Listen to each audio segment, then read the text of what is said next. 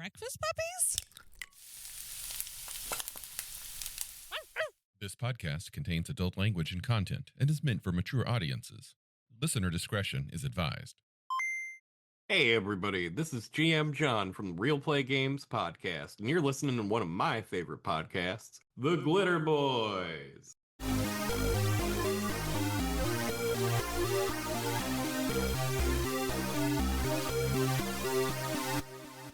Our camera opens on a shot of a wide, almost flat valley between four large but low hills, somewhere in what was once rural East Coast America. It's an hour or so before sunset. The air is refreshingly clear. Stars are just starting to appear. The moon is already visible in its waxing gibbous state. We see a few miles of bombed out land, the husks of old buildings, both residential and commercial, wrecks of helicopters and ground combat vehicles, long tracts of exploded highway, cutting through scattered swaths of shelled homesteads. You know, Eastern America. We're about to catch up with a group that is on a mission. The Academic Underground has sent this team on a job to dig through a site in the Blue Hills, discovered thanks to some intel fed to the Academic Underground from the cattle vis-a-vis some friends in the rodent cartel. Many Bothans died for this information. Well, so there were coordinates to a sealed vault in the ruins. A scouting team found it, figured they couldn't break in after numerous attempts of explosive entry, none of which worked. Found some functional electrical panels, could not find anybody in their communities who was good enough to break in, and figured that the contents within were probably valuable enough that they needed to outsource. Word got around, and eventually that word came to you, Jacob. Surf, tell us a little about yourself. Surf was found as an orphan by a local chapter of the Academic Underground and was taken in. Got kind of grabbed up by the electrical engineering department of the local chapter because he wasn't dumb, but he wasn't exactly bright either. And the thought of having this gigantic elk to carry around spools of wire and move heavy equipment and stuff seemed useful. He basically grew up as an apprentice electrician and with a interest in antiquarianism and does odd jobs for the Academic Underground, you know, going out to communities that they are trying to build good relationships with and do their version of rural electrification and stuff. Mm-hmm. So, yeah, that's his gig. It's early spring. Oh, fuck. What are your antlers? What does your head look like? As we see you sitting in the back of this large converted, what was once an F something 50 that now has like a fortified flatbed in the back. Well, filled with all of those electrical spools that you just described. Apparently I'm riding in the back because it's early spring. My horns are starting to come in. I'm irritable, constantly with a knife scratching felt off of them. It's, you know, I'm in my early 20s, so I'm only about a 4-point stag at this point in my life. And yeah, they're a good 6 to 8 inches out from my head at this point. Okay. Sitting back there with you in this flatbed, converted F-50 of a truck, is a fellow with a gun and multiple arms. What does the camera see? The camera zooms in on little Skip. He's about 30 inches tall, not 30 feet. Kind of big for his size, but it's kind of hidden up in this mass of 8 tentacles and this big bulbous head that sticks out of what basically is a poncho. And he's He's kind of quiet. People have figured out he's pretty young. He's only about 16. Has a pack that he carries or drags as he crawls along the floor. Not quickly either. So he moves around. Mm-hmm. Has a couple little harnesses on the outside of the poncho. So the things he needs to get quickly to. Always chipper. Always helpful. Like, oh, he'll do the cooking. He'll do the cleaning. He'll clean up all the camp and police everything. He'll dig the latrine. Super helpful. Super optimistic. Feels a little inadequate around the big elk because the elk could just like miss and sit on him. And like, he's kind of worried about that. But he's tough. He's tough. He can do it. He can do it. It's fine. My pa always said that you got to be helpful. And everyone will think you're helpful if you're doing helpful things. Mm-hmm. And that's kind of what you see. It's basically an octopus out of the water. And he's really weird looking, but he's handy. He's quite handy. So, you know, he's a little guy. His name's Skip. Skip, how did you get sucked into working with the academic underground? Well, it's a funny story. Pa always said that if he died, that I'd have to leave the cabin eventually because I couldn't be there on my own. So I went wandering down out of the hills of Arkansas and ended up out in the open area of the valley, Ohio Valley there, and kind of got just sucked up in this whole little adventure, finding one of the small towns and hamlets. And they said they were going to find some stuff. And he's like, well, I don't really like towns. I'm not used to big towns, and big towns to him is about 100 people in the same area. So you somehow going from town to town came all the way from Arkansas to essentially outside of Philly. Yeah. He just kind of wandered his way. You know, Pa always said, you know, a rolling stone gathers no moss. So he's just been kind of oozing his way along the forest and plains floors as he's been moving along, picking up stuff, doing helpful things for people. You know. Okay. Yeah. The camera pans, goes through the window in the back of this pickup truck over the shoulder of a fella sitting shotgun, fella holding a baseball bat lovingly, knowing that any moment now they're going to get to use it. Yeah, when you see Miles, he is virtually indistinguishable from what you would imagine like the archetypal human being would be. Probably circa, 2025 or so, except he is absolutely muscularly shredded. This guy, it's very clear. One would assume if you looked at him in the current day that he is on steroids. He has very flat, dark hair that's perfectly coiffed, absolutely perfectly coiffed at a side part. And he has a large yellowish white kind of poncho / jacket combination with a hood on it, over top of a pink t-shirt that stops right about halfway down to his stomach. And in black lettering reads Daddy right across it. We got a femboy chimpanzee. Yeah. Oh, yeah. Pretty. He also has a pair of black hot pants underneath of a pair of brown khaki pants that are cut off at the knees. And he's wearing sandals. Is he wearing socks and sandals? Oh, no, no socks. The pigs are out completely. He has the dogs walking right now. Is he by chance played by John Cena? Facially, he looks very much like John Cena because he is, rather than being a human, actually a chimpanzee. Which we all know John Cena is a chimpanzee. Yeah. That's playing as a human. Yeah.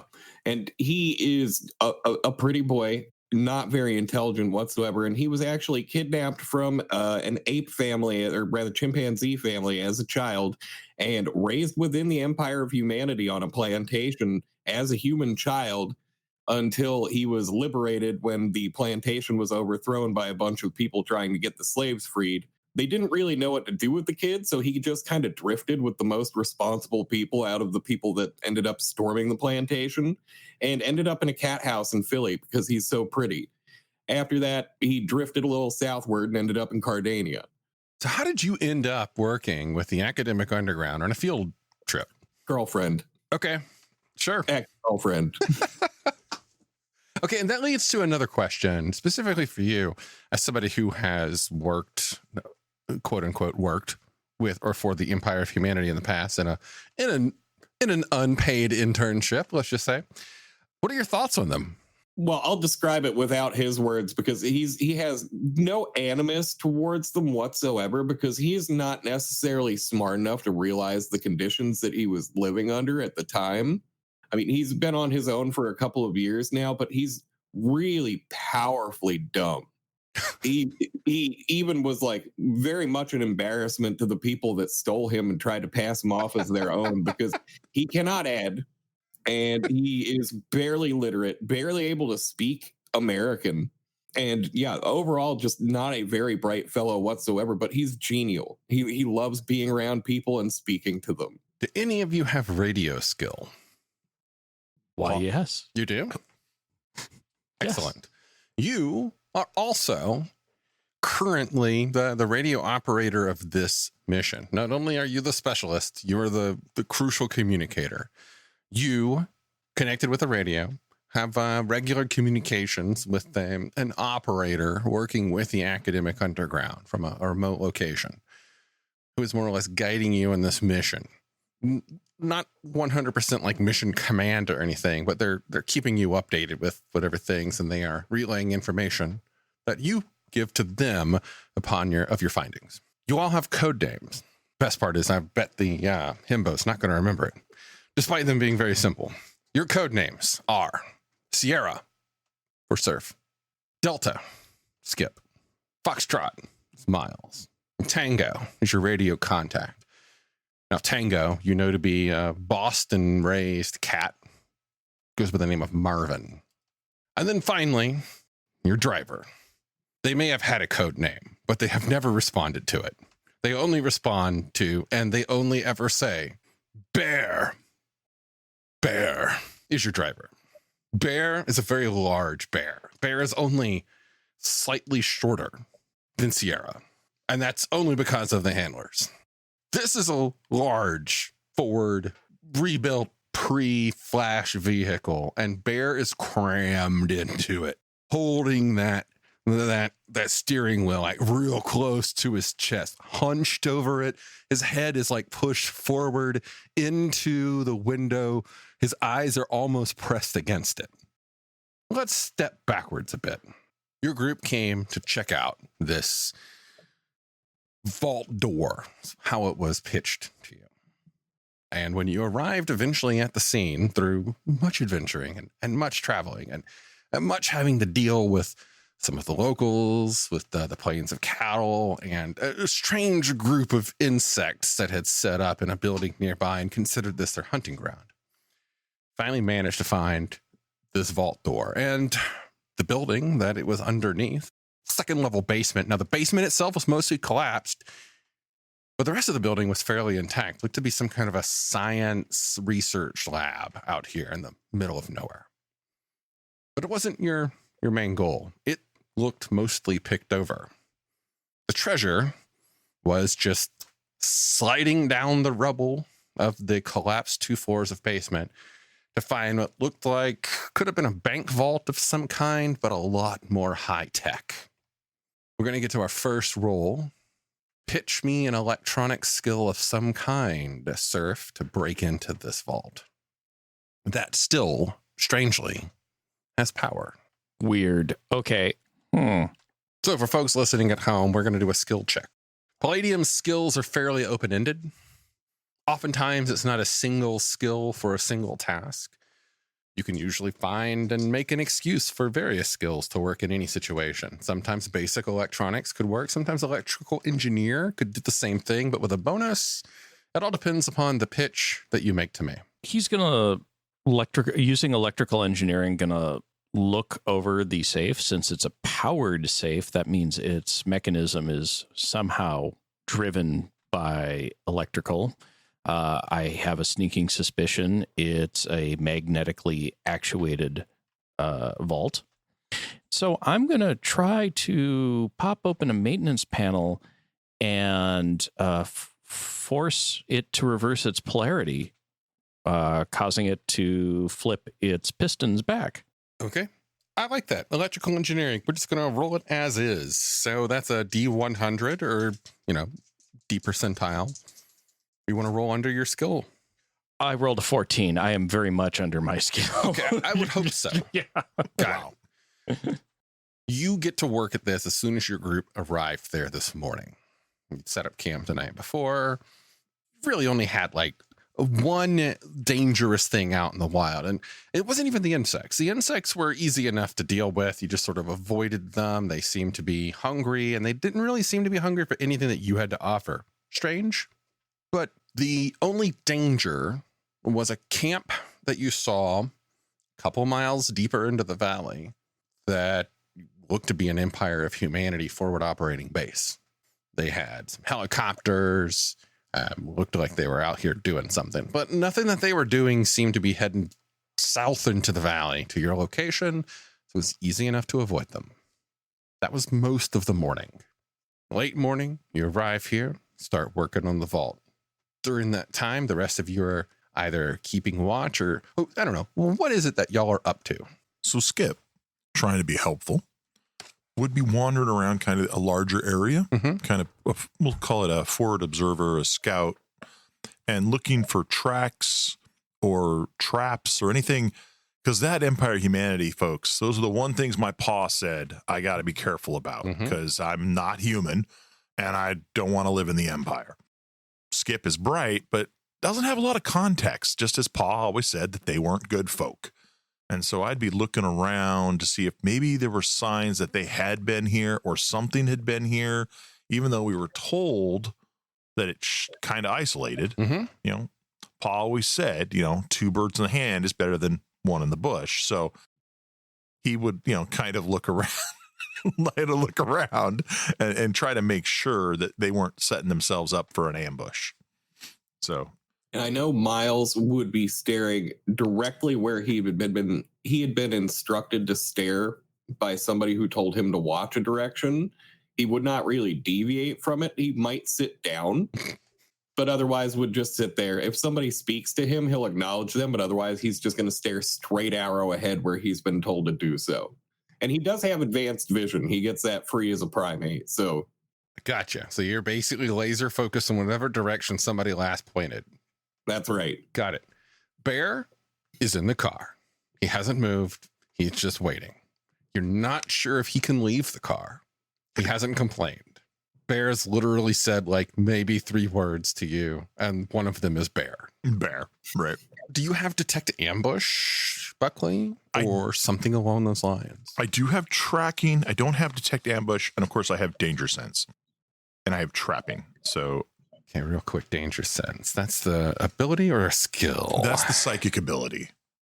Basically anything within 30 to 90 feet is actually imminently going to try to hurt me. Gives me some Got it. No. Some notice. So here's what we're going to do.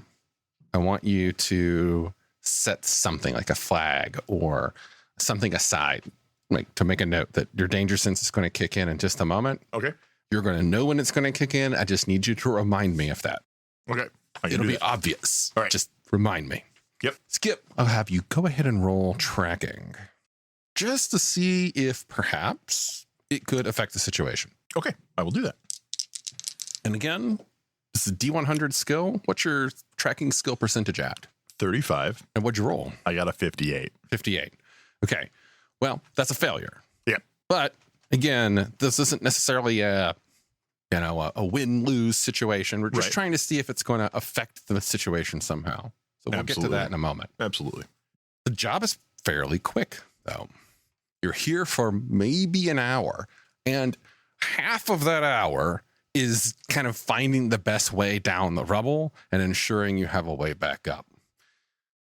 So a good 30 minutes or so, that surface down there just pulling away at wires, trying to connect things, following leads, getting up, looking at panels, ripping open other parts of the walls to see if the leads continue in the direction that he thinks they're going. And he finally cracked that vault. There is a ka-chunk, and then a whir, and then this weird sound of metal first like grinding and then popping open, and then a hiss of air. as the seal is broken, and then it completely powers down. So you have about 2 inches of space to grab and open this vault the rest of the way, because that last little bit of power, emergency power that was holding this vault closed, sees that its job is done and gives up the ghost. Unfortunately, it also controls the hydraulics.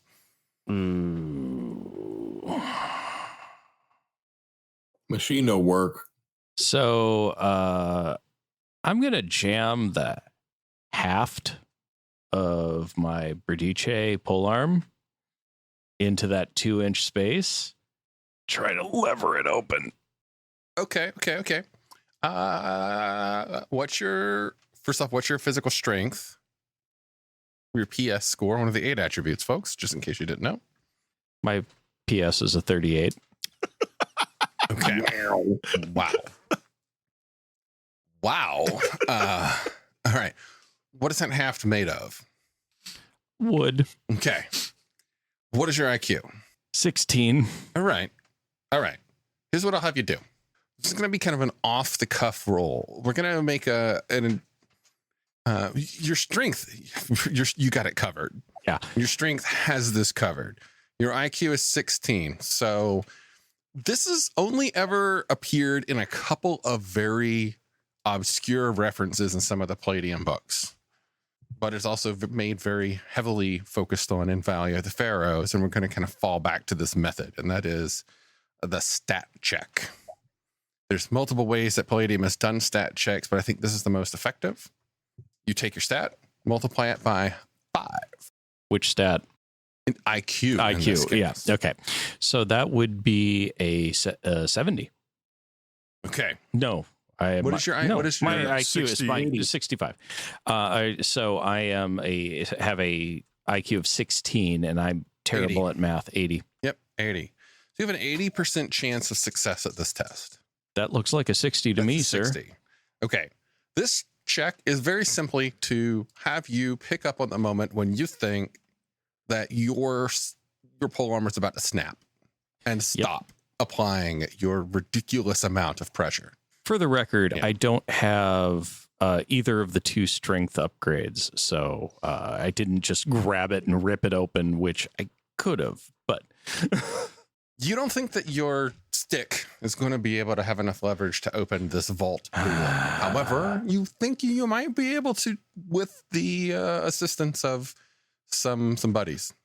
I come walking up. I'm going to need a hand. Hey, wait a minute. I think for a moment. Is it open enough where you can see into the vault at all? It's open. It's open like 2 inches. But it's open enough where you can actually see into the vault. 2 inches on the side. Right. So you can kind of see in. Did any of you buy flashlights? Oh, why, yes, I did. Okay. I have a hand crank flashlight. So do I. I come out going like, I'm going to need a hand. And suddenly I turn and I look at Skip. Hey. Yeah. I remember reading in some biology textbooks that like octopus were real squishy and could like pull themselves into really tight spots. Well, kind, maybe. Do you think you can fit through a 2-inch crack? Well, Pa always said that it's easier to fly through the needle of an eye than it is to stack feathers on top of angels. So, I could try. Come on down and look at this crack. I want to see if you think you can squeeze your way in there. Okay. Well, Okay, you go up, you look at the crack, you are quite certain there's no way that you can fit through at your current size level. right. Had you remained at your original, Size this would be 2, no problem. I'm guessing my beak is too big Yep. to get through that. I'm like looking at it, and no, I don't reckon I can get in there. I'm a bit bigger than that. You look pretty, but the pretty boy over there, he probably could help you. Yeah, That's my guess. We got something we can do here. I walked back out because, despite being a hulking mass of meat myself, tend to go with initially the most elegant, non-destructive method first. So like, oh, look, we have an octopus, something that's known for sticking itself inside Coke bottles that are smaller than it. Yeah, but he's like Yeah. significantly larger than a Coke bottle. Yeah, but it's a 2-inch crack that runs from, pretty fast. I could get most of my body in there, and then my beak would go, nope, shit, I'm stuck. I vaguely consider asking the chimpanzee if he's packing lube and then discount it. And walk over to the truck and knock on the window. Bear, I need you to help me open something. His head just sort of turns to the left and looks at you.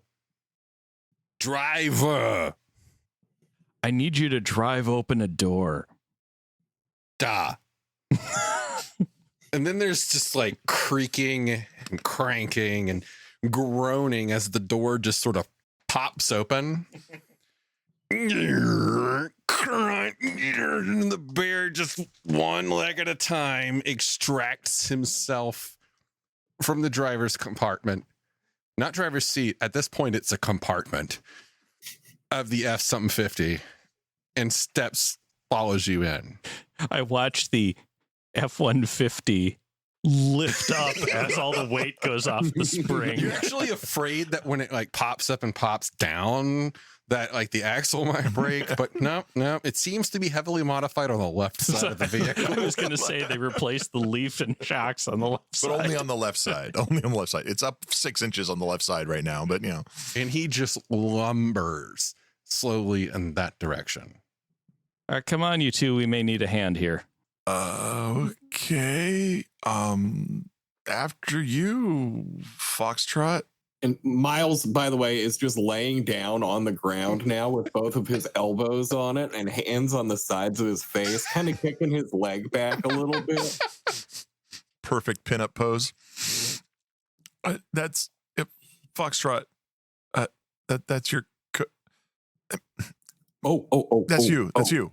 Come on. Yeah, me. Yeah, you. Yeah. Go help them open things. And he does a little model strut right over to there. Come on, Skip. I'm not all that. I'll help. I'll try. I mean, worst case scenario, we get it open another couple inches and we can shove you through. Moral support. I'm not sure I like this idea, but okay. It's the job, Skip. It's the job. I can do it. With the combined strength of Surf, I already forgot his name, Miles. With the combined strength of Surf, Miles, and Bear, you're able to open that door. One of you sets the feet on the edge and is pulling. Another one sets feet on the door and is pushing. And then the other one standing in between, going left and right, just sort of prying apart. The three of you working together are able to crank it another good foot or so. Definitely large enough for at least the octopus to get in. And at that point, Skip will feel, okay, yeah, and he'll get in his pack, he'll pull out his crank flashlight and get it cranking up, and he'll have his pistol in his other hand and his shotgun in another hand, and he'll be ready to, he'll kind of look in with the flashlight and see what he sees. You go in, start shining that light around, and I need you to tell me why this was a completely disappointing mission. Because it's a empty bank vault filled with receipts from the last bank run before the flash. So there's basically a stack of faded receipt paper. That's all that's in there, and empty bands of bucks, just blank bands, and there's nothing else in this entire vault. Oh, and one broken computer and a skeleton of the last bank employee who locked himself in the vault, thinking that would save him, but forgetting that he had no way of opening the vault from the inside. And that's all that Skip sees in the entire thing. Not just a skeleton. That's like a mummified corpse. Yeah, it's desiccated. It's a desiccated skeleton. with sunken skin, and the guy is wearing. Actually, the guy looks a lot like Miles. He has like a Bermuda shirt on and shorts and sandals. Miles does go in and look over the clothes that it's wearing, but just shakes his head. But he doesn't have the physique that Miles has. You know, he's a much scrawnier guy. On the plus side, there is consolation. The guy had stuff in his pockets. Yeah. What was it? Car keys to a Toyota Prius and house keys. A wallet with some ID. Bunch of really weird pictures of women in scantily dressed clothing with phone numbers. That like a stack of these business card things. Little plastic cards. A whole pocket full of change. Pocket knife. Actually a really nice Swiss Army knife. In his wallet, of course, there's some sort of plastic sealed thing that's fairly desiccated at this point. It's all rubbery and it's very small, about 2 inches by 2 inches. A flask, an empty flask, a nice empty flask. And that's really all that the guy had in his pockets. I mean, he thought. I would say he also has a cell phone. A cell phone. Oh, but yeah. It's dead. Oh, yeah. It's very dead. It's long Very since dead. dead. Very dead. Yeah. Yep. Its battery was leaking a long time ago. Yep. Yep. That's it. That's all you found in the vault. Oh, man. And it is that memory of disappointment that is sitting with all of you as we flash back to all of you in this truck leaving. About an hour before sunset, heading back to your camp. You haven't quite figured out what you're going to tell the back home. You got the radio connection. They have asked you for information on it. You haven't quite put together the right story yet. Working on it.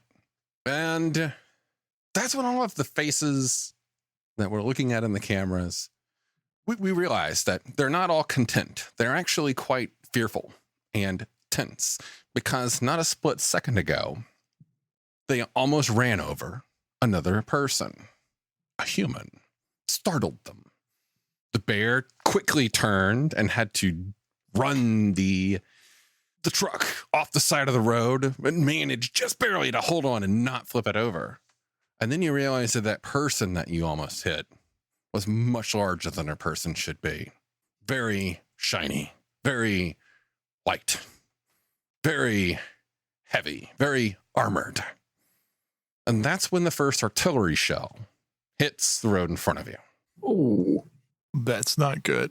A scouting group from the Empire of Humanity, consisting of at least one power armored soldier. Oh, crap. Now, I am going to roll a pilot test for Bear. Because bear. Because Bear. Okay, that's a 10. That's much better than what it could have been. A 10, yes. He grabs on, and again, like this steering wheel is pressed against his chest. And when he when the steering wheel turns, you kind of see his whole body shifts a bit as if he's like rolling with it. And you kind of feel not just the turning of the vehicle, but the shifting of his positioning in the car, also changing the weight ratio distribution of the vehicle itself. Makes for very quick, like left turns. Like he shifts all his weight down. You hear bullets. You feel some clink, clink, clink, and some punctures as they start to hit the vehicle. You see flashes of light in the fading light. You turn back. Anybody who's looking in the back sees that there is a fellow in this gleaming white powered armor that is now just running after the vehicle. You're heading in a direction. Bear decides that he is not going to head directly towards the camp because he's not an idiot. And he's going to take a completely different route and try and lose these guys. Only one of you has a gun, right? I have a shotgun and a pistol. I have a pistol. You have a or I pistol? have a revolver, technically. Okay. Are you going to try and take any shots at the guy following you? Yes. I will. Yes, I am. Absolutely. I'll take it. I will take a shot with the shotgun because I use slugs, not birdshot. Okay. I will have both of you if you want. You can take a shot. We're not going to go through combat rounds on this. Not yet. I rolled a 19. A 19 will hit whatever it is that you're aiming at. I was expecting it to be like a 9. I rolled a 16. Okay. Well, do either of you have strike bonuses to these? I From your- might. So I have Well, the 19 will penetrate any armor. I have a Doesn't weapon matter. proficiency shotgun, so Okay. I believe default that's +3 if you had the proficiency. So it's a modified 22. Sans any variables from shooting from the back of a moving truck. Yeah. Okay. Do you, Jacob, have any? Yes, bonus? I do. I get the standard weapon proficiency bonus for revolver, which I did not write down because I'm an idiot. I think it's also the +3. I think so too. It's either a +3 or it might even be a +4. I think that's it's right. +4. Yeah. Yeah. If it is a +4, then you both hit this figure that is running at you. And I can't remember in After the Bomb.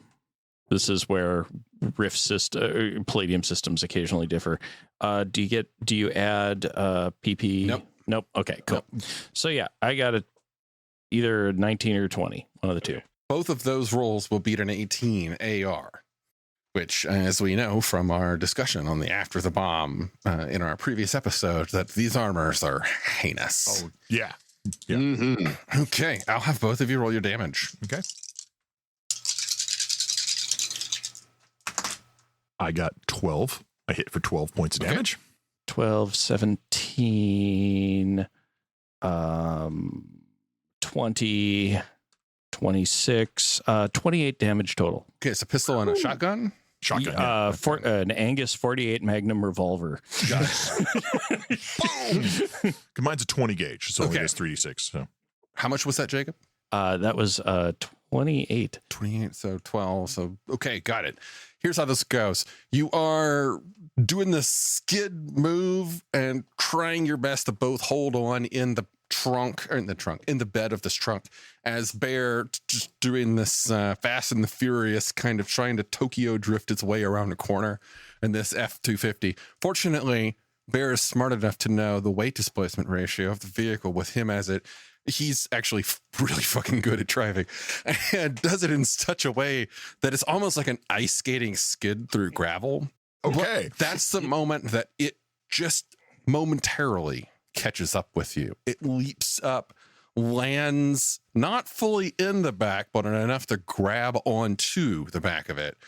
And as it gets close, you raise your magnum and just fire off one like right into its face, and it flinches. And it's reaching over to grab when a shotgun blast just knocks it off, and it just goes rolling, tumbling. Keep going, Bear. You Yeah, hear I'm clapping. what's that? I'm clapping in the front Oh. seat, the passenger seat. You hear a start to get closer from up ahead. Oh, no. As the air around you, the pressure starts to change just a little bit. That sound is coming from a distance. Any of you who have heard helicopters know this sound. One thing leads to another, leads to another, leads to another. There's bullets flying. This thing gets closer and closer.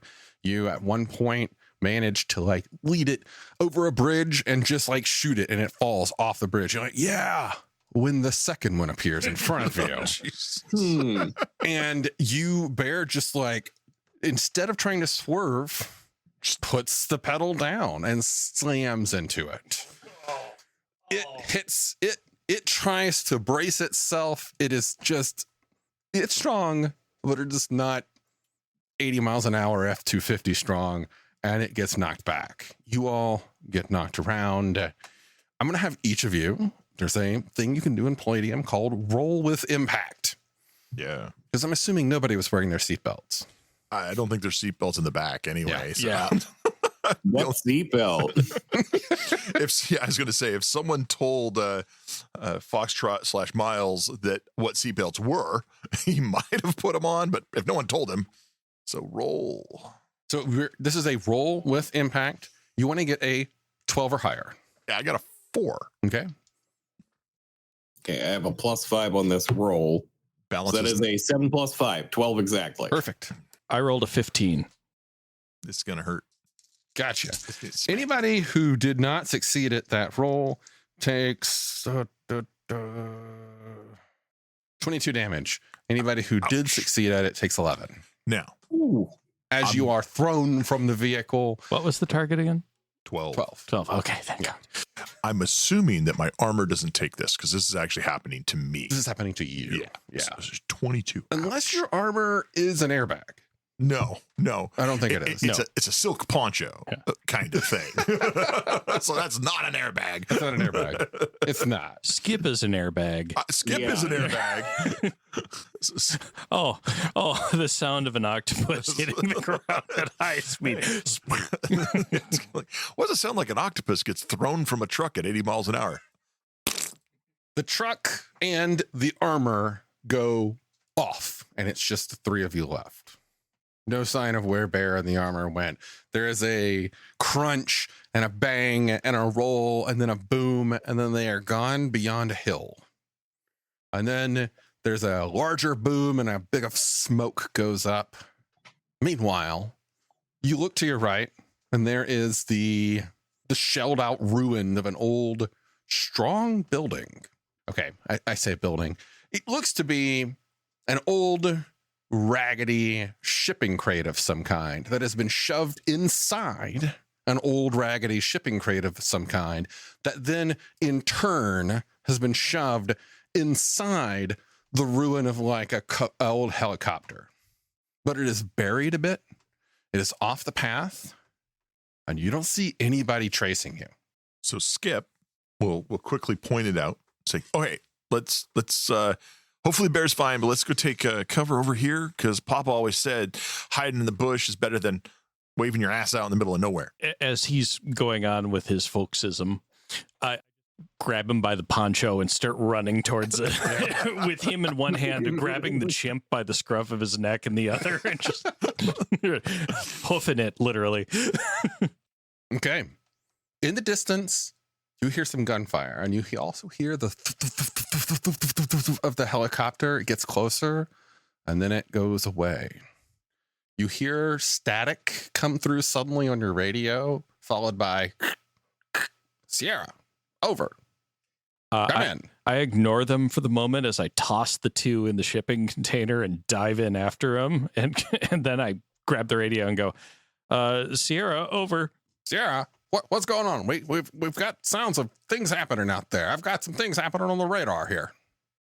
We ran into a little bit of a complication. Transport is nixed at the moment. Don't know about the driver. Everybody else is, I glanced around, seems to be okay.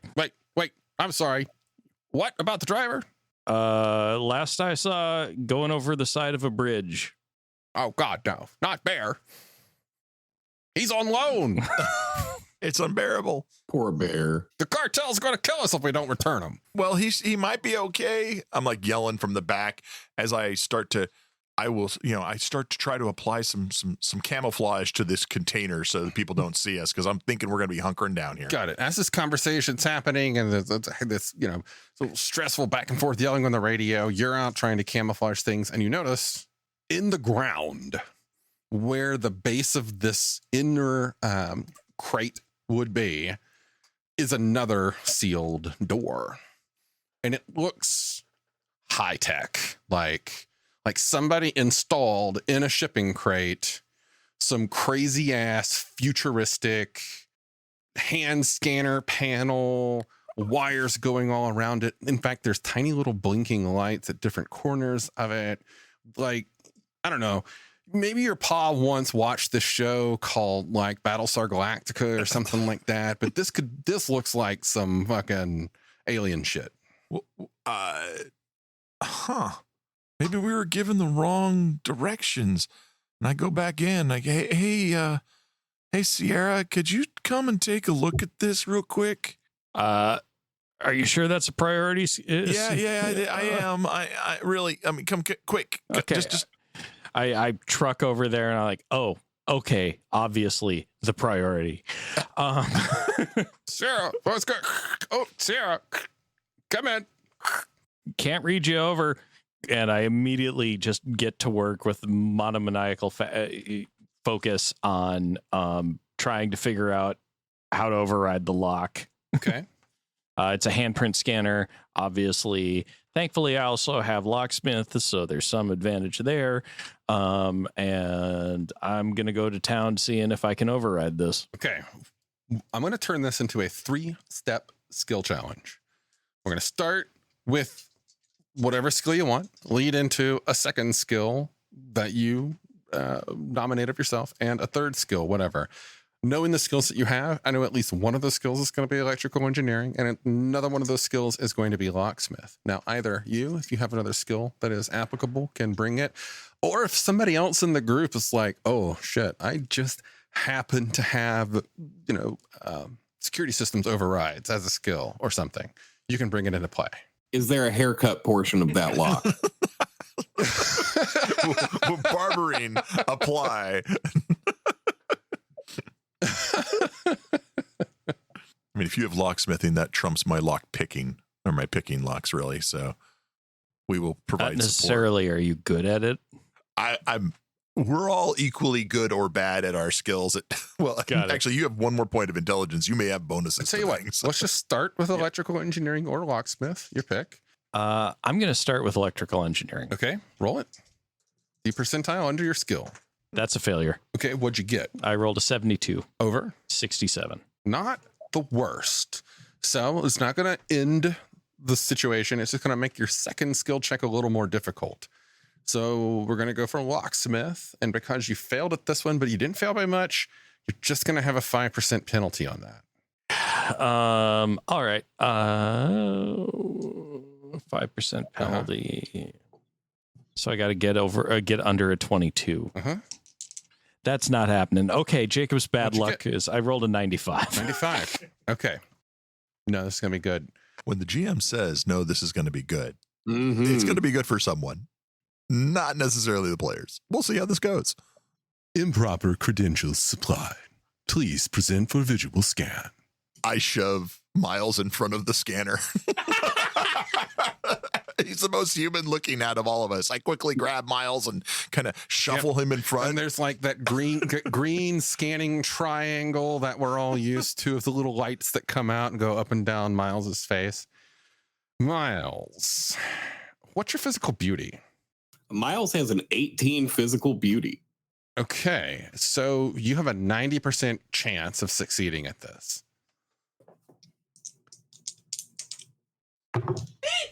I rolled a 17. 17. Okay, pretty boy. He's paid for the thing. Identification clarified. Proper military haircut identified. Welcome, Captain. And the door opens up. I just give the biggest grin, too. The door it opens up, it slides left and right as if it's like a subway door. Just zoom, and then you drop straight down, and there's like a cramped compartment beneath you, full of boxes that are just kind of old and decaying, like some cardboard boxes and a couple of crates. They don't look to have been smashed open, but they do look to have been smashed from an impact of some kind. Otherwise, it's dark. Sarah, there's coming in. 2 coming fast. You deal with the radio. And I start kind of like octopying over, carefully opening up things and taking a look at what the hell is in here. Meanwhile, I'm going to use Radio Basic, trying to clean up the signal despite the interference. Okay. Miles is actually just going to like wander off and head back towards where they came into this. Don't go too far. Oh, shit. We'll start with the radio roll.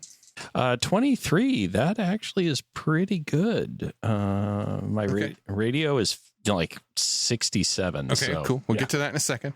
All right. So you just like drop in there. Yeah, I just kind of do my octopus thing down, and you do your octopus I thing. have sucker cups, so and drop. Yep. Got it. It's only in my brain. I know exactly how this looks. It's awesome. Octopi are great. Or octopuses? I think it's octopuses.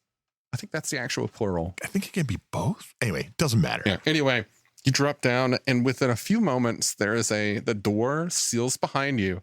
Oh shit. Unauthorized access detected. Unescorted by military personnel will be expelled in 20 19. 18. Help! I squid. I cover the entire container with 20 feet of black, inky gas and try to hide in a corner. Okay. Meanwhile, Oh God. radio's kicking back in. Yep, 2 bogeys coming in fast. Sierra, please come in. Please verify. Sierra. Yeah, I can hear you now. We're in a little bit of a tight spot. Oh, yeah, just got tighter. You got 2 bogeys flying in. Oh, crap. Intercept vector. Looks like aircraft. On foot. Repeat, we are on foot, and Skip's call sign is Delta. Delta is attempting to secure a location for us, and where the hell did the chimp go? Where did the chimp go? Yeah, he just started wandering back towards where he'd been tossed in originally in the first place because he didn't really he's barely aware that he's called Foxtrot. So if anybody ever refers to him as it, there's a good chance he'll ignore them the first time. Hey, pretty boy, get back here. Oh, he'll do so. He complies instantly. He was just looking for something to do, and he'll run back. And he's got a 19 speed, so he can do so fairly quickly. I mean, I just figured you'd respond to pretty boy. You grab him and bring him over, and that's when you catch out of the corner of your eye that there is now a status panel that has appeared on the door. That panel was not there a moment ago, and that panel has a countdown to purifying insides, going down and down. Decontamination protocol. Grabbing the chimp, I put him back in front of the scanner again. Just smiles at the scanner. Welcome back, Captain. The door opens up. There's just black. This black cloud just kind of comes out. It doesn't have any real smell to it. It's just this black inky cloud floats out of the compartment. I'm thinking this has all happened so quickly that it happens almost exactly at the moment you spray. Squid, yeah. So it's just like, it's not just like a cloud, it's like a fountain. Like this black stuff comes flying up. Yeah. Don't put Skip in a box. He doesn't like it. And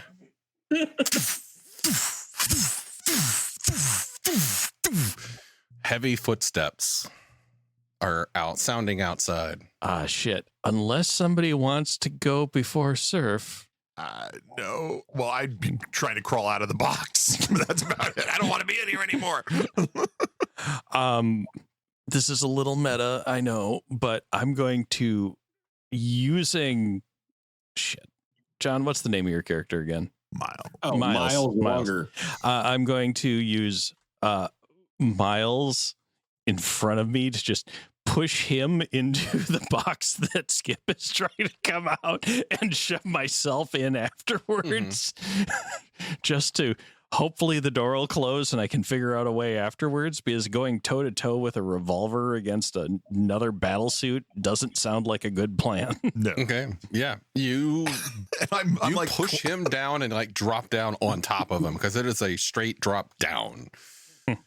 And you find yourself in a shipping crate, just like the one that you were just in, almost like the one that you were in was stacked on top of it. And it's full of boxes, crates that have, some of which are, I'll tell you what, there's like a dozen crates in here.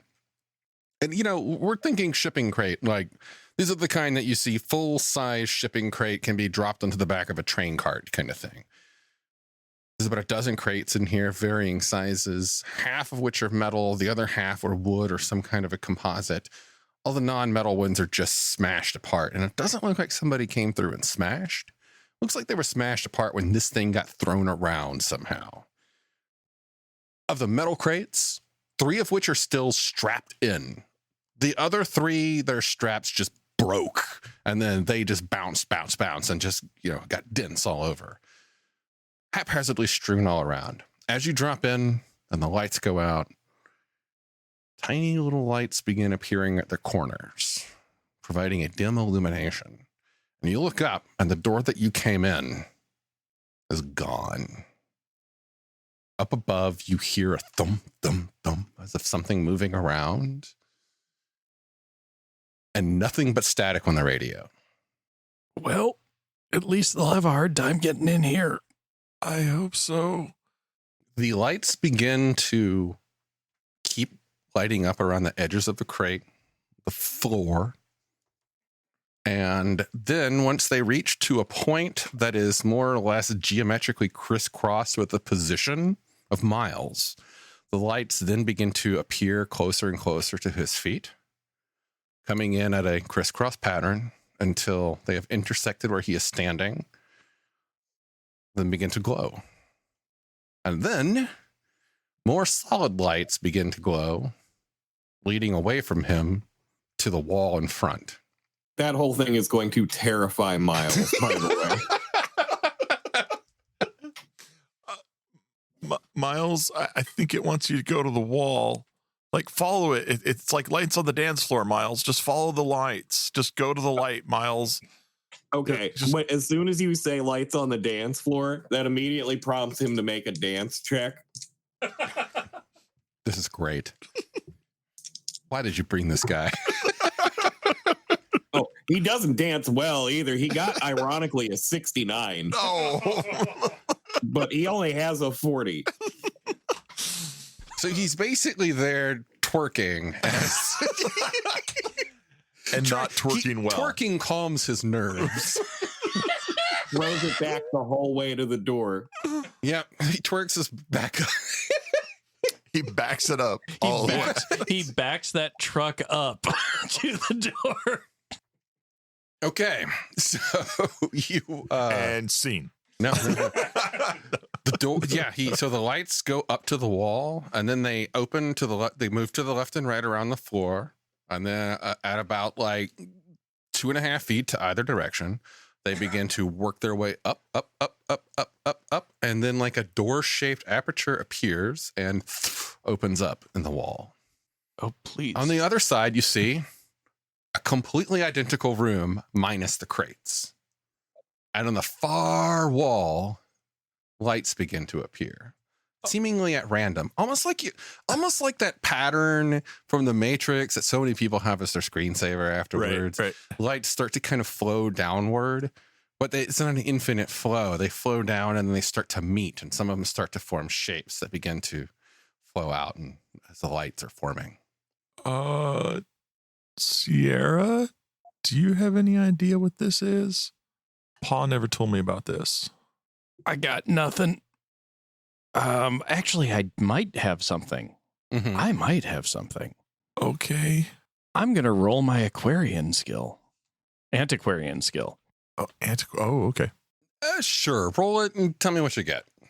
Antiquarian's a useful one, not used in many other Palladium systems. Knowledge of historical and ancient artifacts, including the ability to accurately appraise relics and antiques, including basic understanding of precious stones and metals, and in this case, and early pre-crash technologies and artifacts. Yeah, okay. So, yeah, that's great. What? And Miles just points at the lights and says, "Fireflies." Well, just hold on, Miles. You might get to chase the fireflies. Just hold on. Let's rolling under a 42 here. An 18. I'm liking that. This is clearly some kind of what was the word? Flash. Pre-flash. Pre-flash technology. Clearly of military from the way that it is talking, but you don't really know anything about sentient military shipping crates. Nope, I don't. There wasn't an entire class in that apprenticeship of yours about sentient pre-flash shipping crates? Yeah. Were you sick that day? Jeez. All those skills and no knowledge about sentient pre-flash shipping crates. Call yourself an apprentice. Yeah. Shame on you. You should turn that degree back in. Degree? Look, man, I'm only a journeyman. I bought it at antiquarians.com. Guaranteed. Legit. Okay, yeah. Lights are beginning to form, and they're starting to form what look like windows. Small, circular viewports, windows. It's hard to tell from here.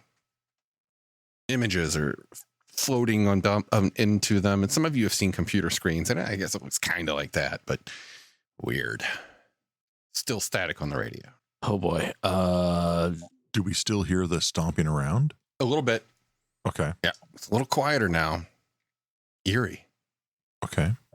I would probably get behind Miles and encourage him to enter the other container, because he seems to be our pass key that we have to basically tote around with us wherever we go. When in doubt, rub the chimp on it. Yeah.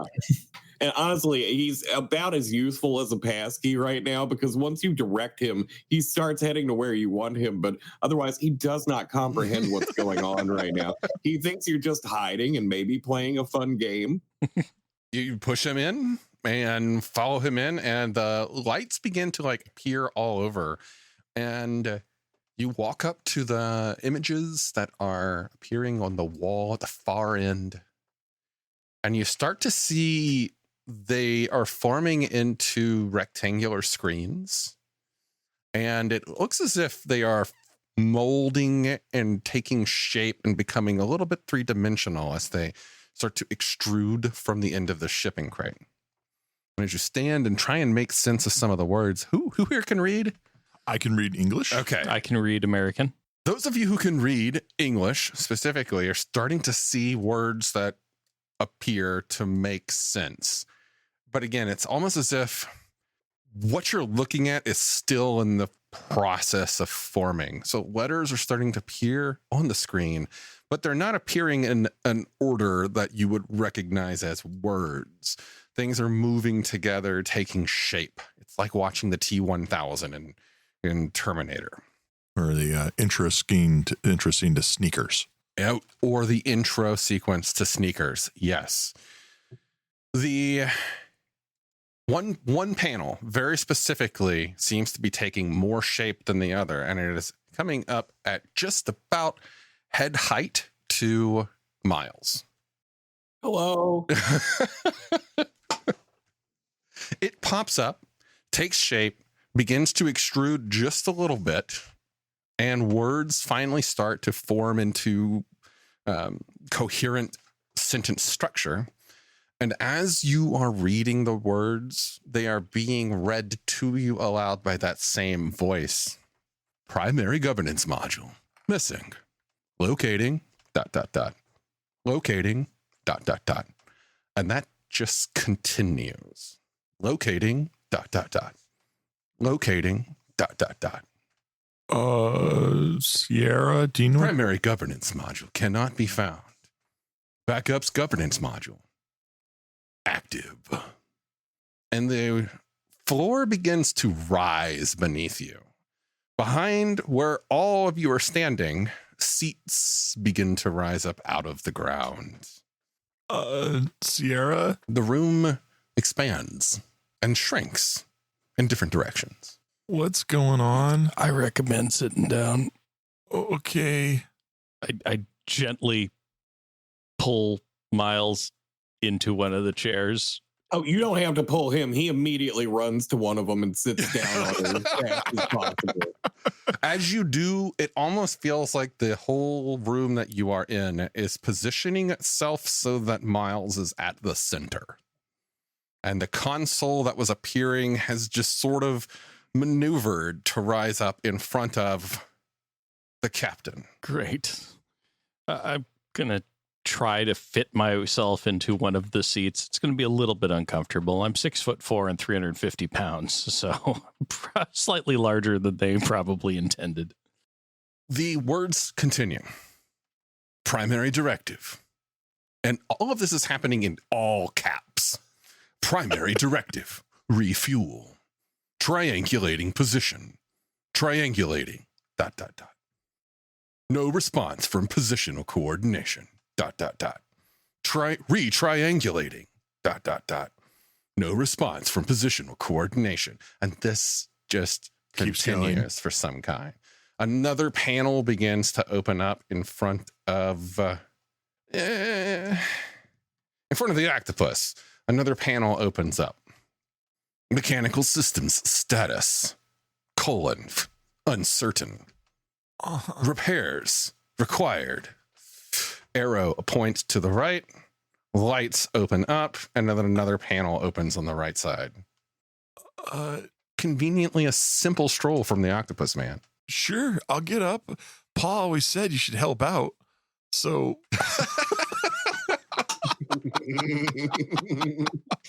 I get up and follow the lights and go to the area that looks like it needs repairs. And I have general repair and maintenance. I'm sure that would apply to this pre-flash high-tech vehicle.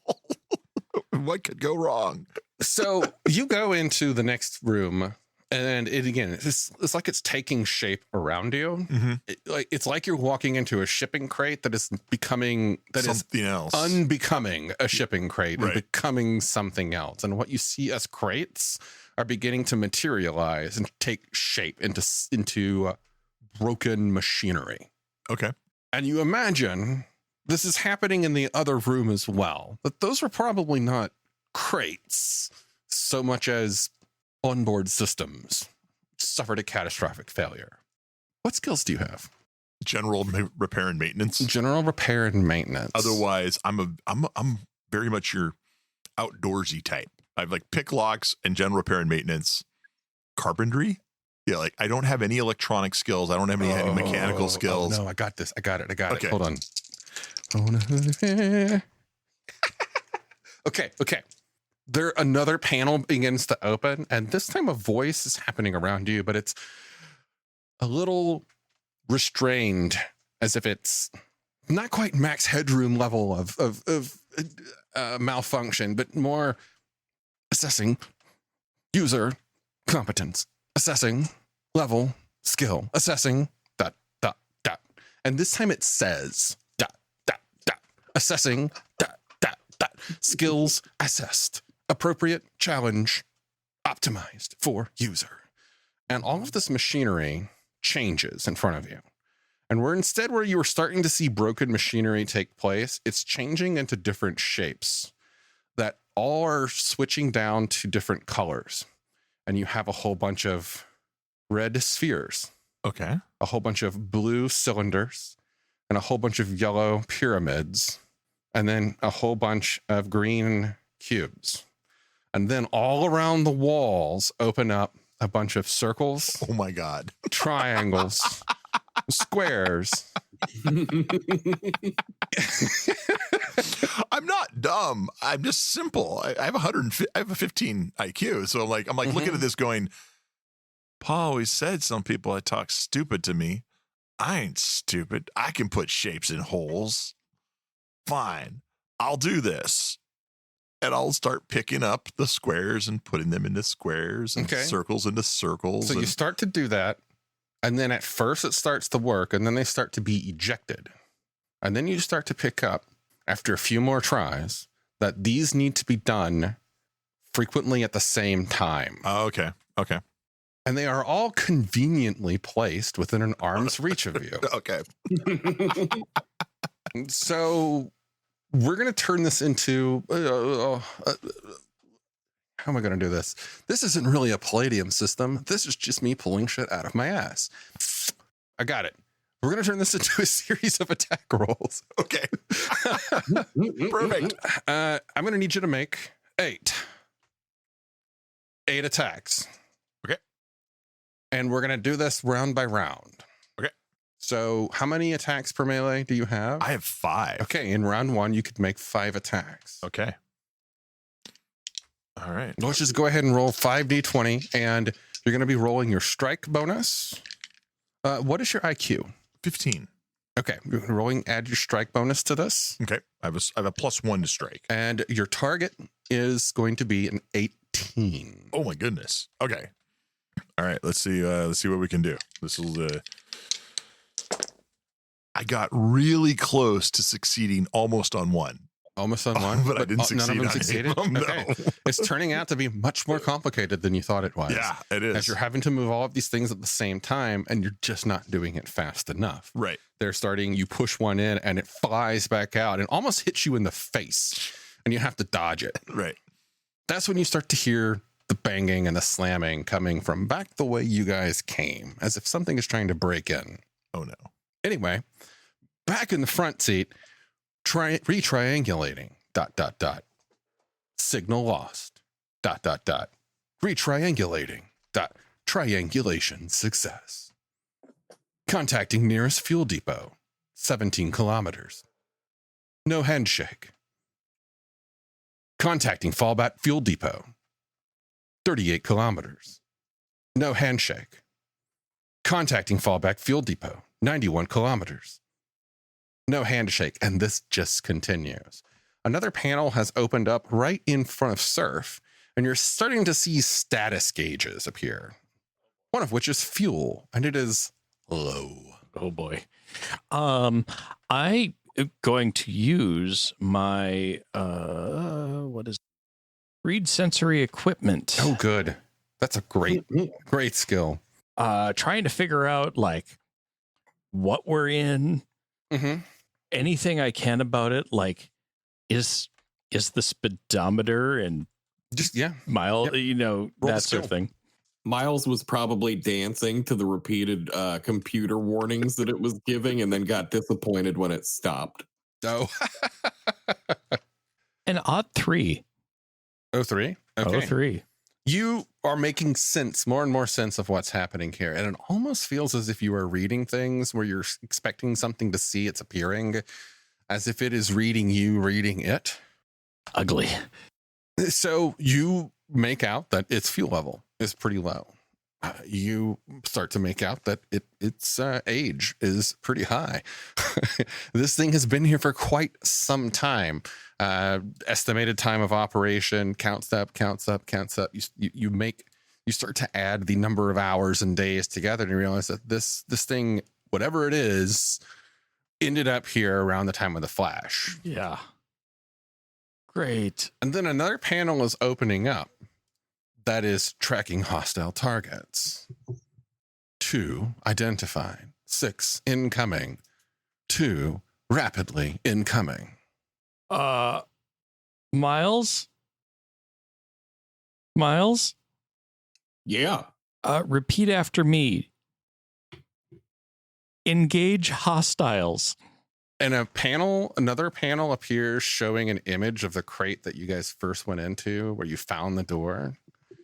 Hostiles identified. And you see in there's a fellow in armor who just has his fist up and is about to punch down. But he's not punching down at the door. He's punching down at the very large bear that is trying to get in the door. Oh, no. Oh, no, bear. There. Yeah. Miles repeats it. He almost says, after me, hostiles engage. But he figures out what he's trying to say and it says the last part. Hostiles engaged. And then both of them are filled with electroshock. Bear's gonna hate us if he survives.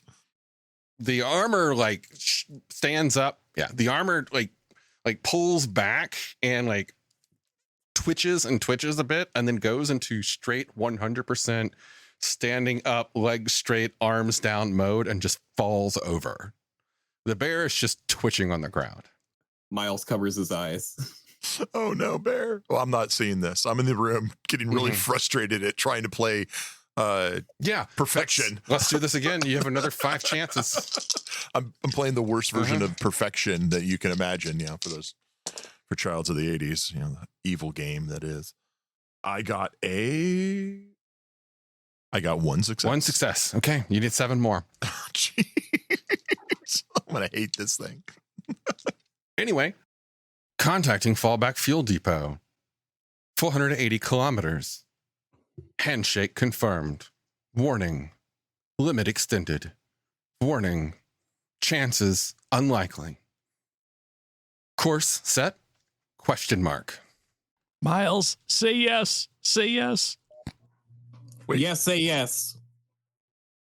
Course confirmed. Organic payload confirmed. Anti-decompression protocols for destination. Your ears all pop. Hidden machinery begins to power up. Oh shit. Anti-decompression protocols active. Warning. Anti-decompression systems failing. Uh-oh. Please make sure organic payload is properly secured for extreme gravitational reduction. Miles. Course set. Execute? Question mark. Miles, Skip, strap in quick. Oh, shit. I come running back in. All right. And I throw myself in the chair and Okay. strap myself down. You run back in. Miles starts tying himself to the chair with the strap that he normally carries his baseball bat with. God, no, I get up and help Miles with his seatbelt. Then I sit back down and put mine on. I desperately try to buckle in, hoping to God the straps are big enough for a 6'4", 350-pound elk. What about Bear? What can we do? Execute? Question mark. Maybe he can let Bear in? Oh, God. How do we phrase that for this thing? I don't know. How do we phrase it for Miles? That's the real question. Well, Miles looks at you two and says, like last time, yes, say yes. Say Course confirmed. Now engaging additional Oh, directives. shit. Command of Captain Preston Horvath active. Okay. Thank you, Captain, for your imperative. Hey, what? Hello. Secondary directive appears. Locate primary governance module. Locating ... Locating ...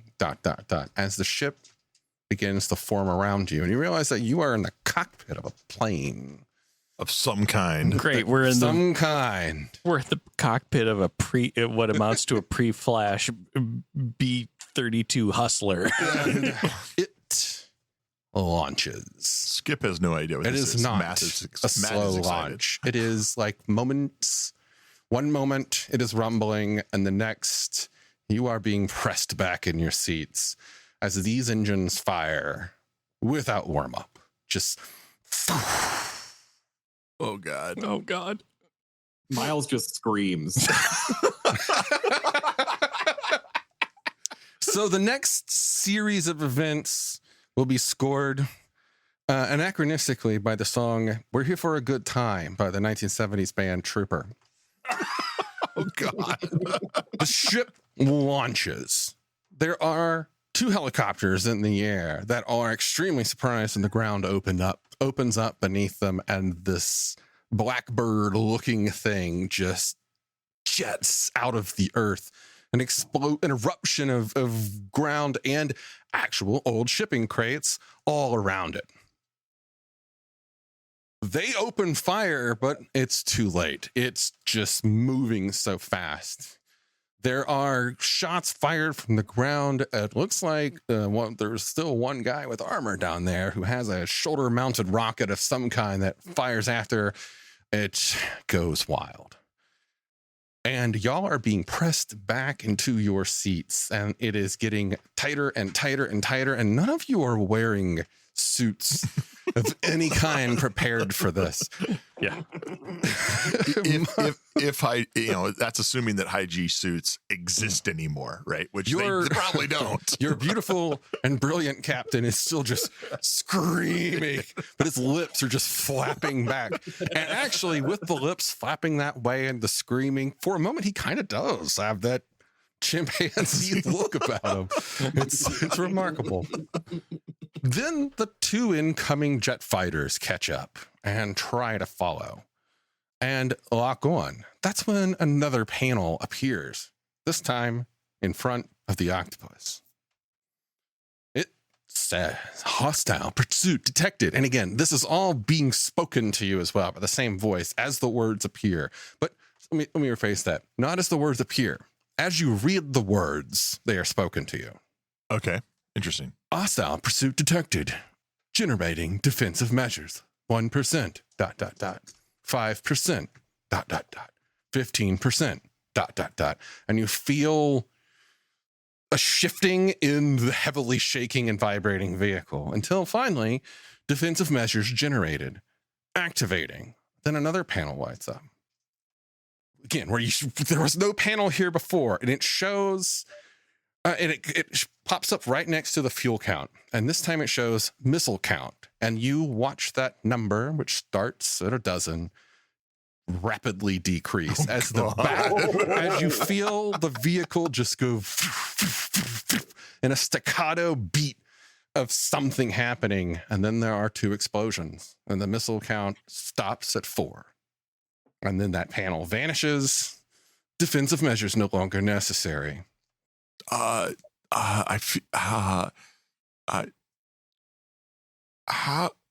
What's going on? And the pressure gets heavier and heavier as the ship is moving faster and faster, and you're watching the fuel gauge plummet further than it was before. You're watching the speed rise and finally escape velocity achieved. And then there is a rumble as your ship bursts out of the atmosphere. You have a viewport that opens up in front of you, finally, allowing you to see the fading light as the darkness of space beyond takes up your vision. Oh. And then there, moments later, is a clanking, clacking, and a clattering. It sounds as if hail, like you're in a hailstorm, but it's just debris. Debris is just slamming against this thing as it begins to note damage taken and hull integrity decreasing. The door that was to your right, Mr. Octopus, vanishes. Emergency protocols activating. Oh boy. Shields raising. Shields disabled. Oh shit. What? You're the smart one? Yeah. The pressure does not relent. You are held in your seats. You can't do anything. Well, I'm a cephalopod too. Like I'm like oozing out of my chair. I'm like trying to hold on to the seatbelt. Anybody who manages to turn their head looks over and sees that you have basically become one with the chair. And then don't squirt, skip. The clattering gets louder and louder, and you watch the hull integrity count get lower and lower, and the fuel reaches 0. And then it all stops. The pressure, gone. The sounds, an occasional tink, tink, tink, tink. Its forward motion is maintained. And you are getting deeper into what looks like a debris field. And then the ship rumbles. And you feel another pressure as if now you're being pushed forward. And then it comes to a complete stop in the middle of this debris field. And then fuel gauge flashing 0. Hull integrity flashing at 17%. Shields disabled. Location confirmed. Destination arrived. Thank you for flying. And then it powers down. And then Space Odyssey begins to play. And then it begins to get cold. It's gonna get real cold, real fast. And up in front, the window, the viewport is still active as all of the other panels begin to fade and recess. Out the window, you see 2 very scary looking robots covered in all manner of spiky things and look like guns maybe. Power on and spring to life. They emerge from the debris field and approach. Sinister red lights pulsing along them. Pa never told me a story about this. Just gonna wave at them. And then they come up and attach fuel cables and begin to refuel the ship. Oh, Jesus fucking Christ. Another panel appears again. Primary governance module. Locating, ... Locating, ... Located. And then the camera pulls back and we see all of you kind of floating a little bit in your seats as you're strapped in, and the camera pulls back and back into the previous room.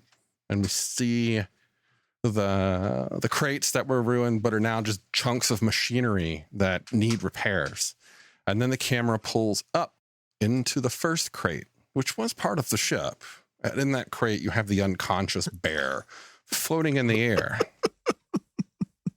Ooh. And floating next to it Oh no. is a suit of light assault power armor. Trim, white, dotted with dirt and small damage, scarring from the recent fight. The emblem of the Empire of Humanity on its left breast.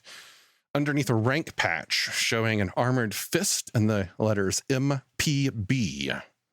And underneath it, stenciled in the name, is N.Wampo. And that's where we end. Oh, God. Floating in space. Waiting for, will we refuel more quickly, or will Bear wake up, or will the dude...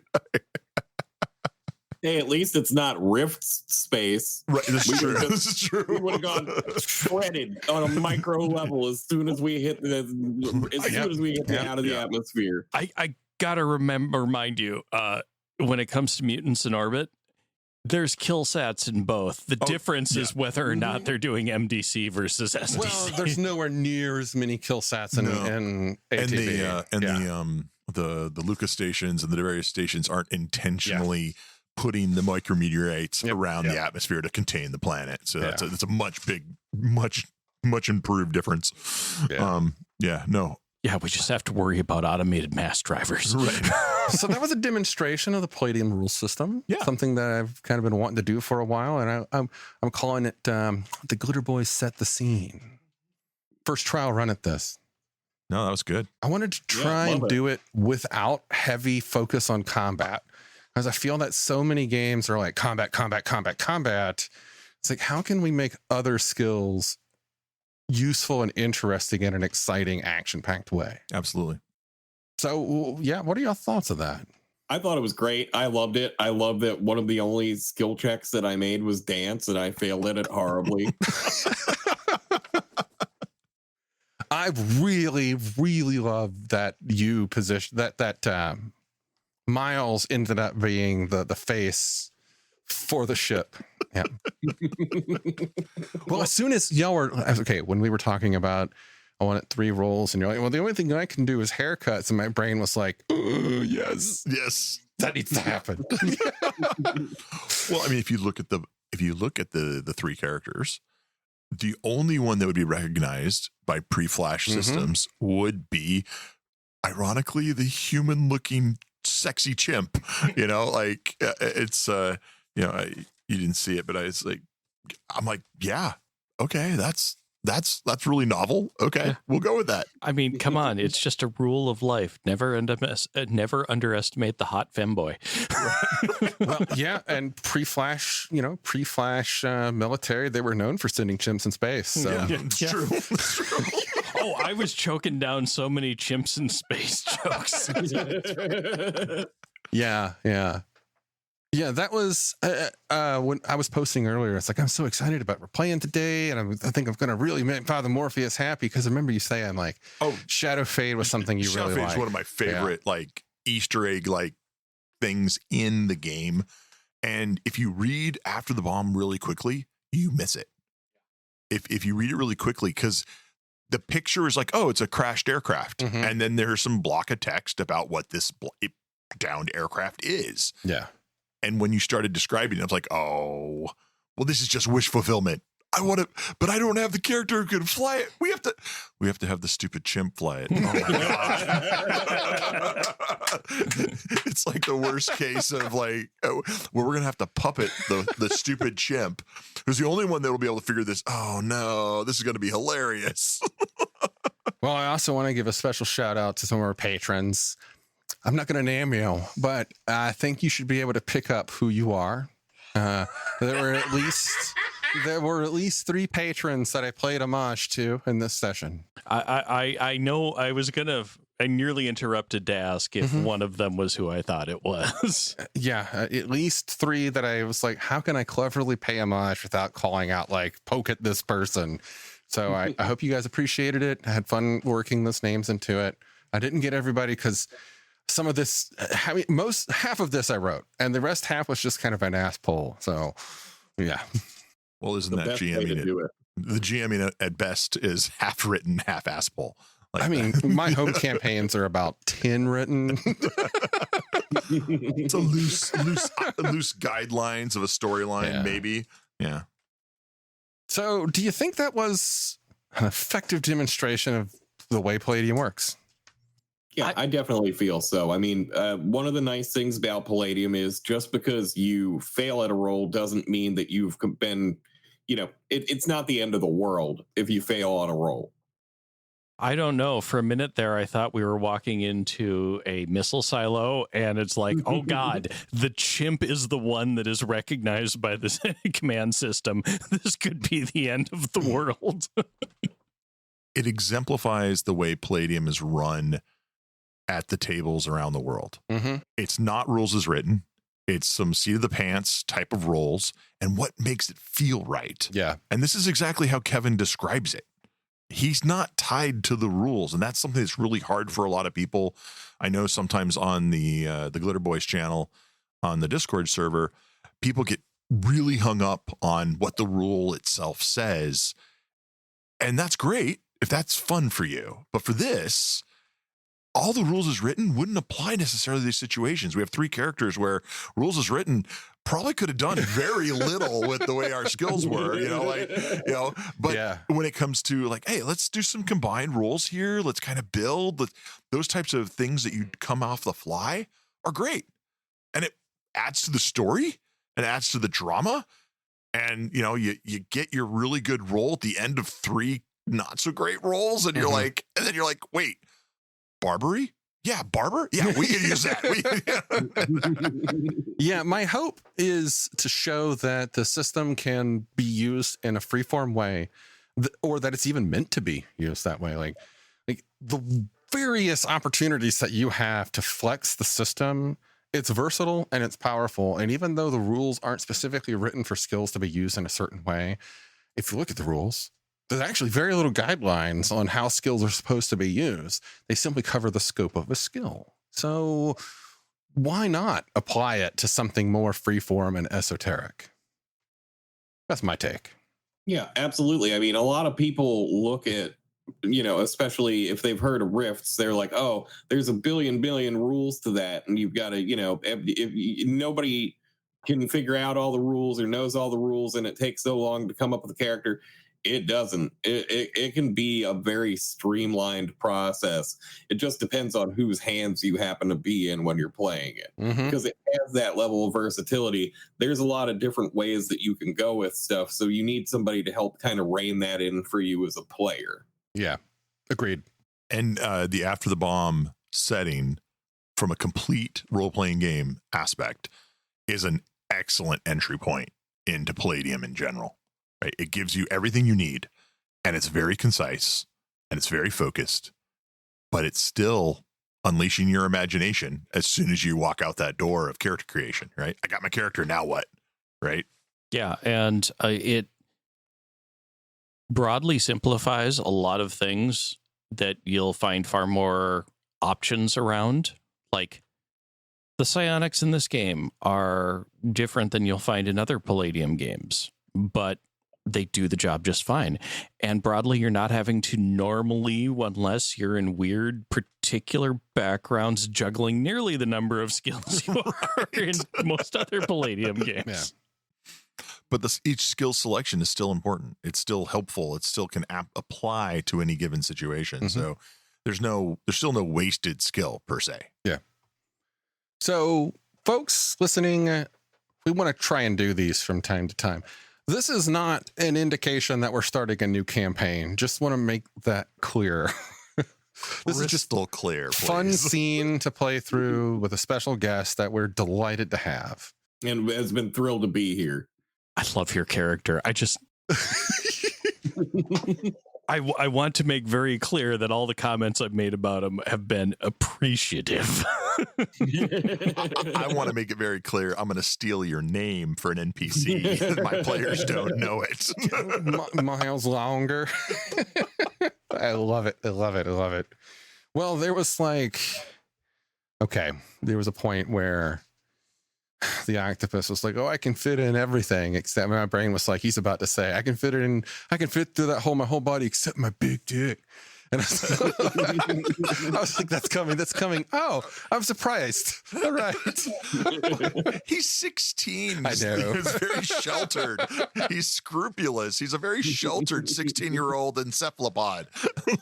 The only two hard things on you are your beak and your sperm dart. That's right. Wait, I have a sperm dart? Oh, wait. No. Yeah, you get to use it once and then you die. And then I die. Not John Cena, Patrick Warburton. Oh yeah. Yeah, like Kronk, just Kronk from the Emperor's New Groove, Totally. but short. All right. Well, John, thanks for joining us. For folks who are unfamiliar, once again, can you let us know where you're from?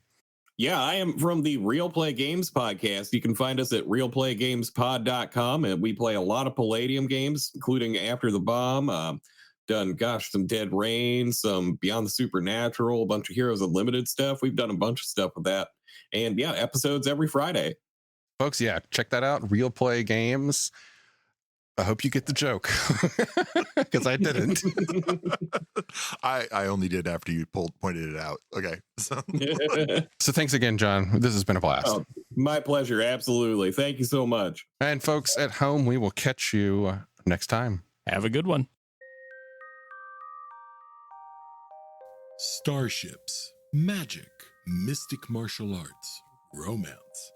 All of these can be found in A Cloak of Blades by Isaac Scher.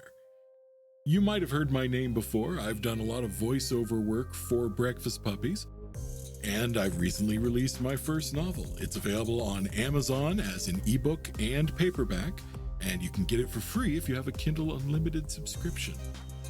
I do hope you'll support my work as you're supporting Breakfast Puppies. And it's been a pleasure talking with you today. Have a good one.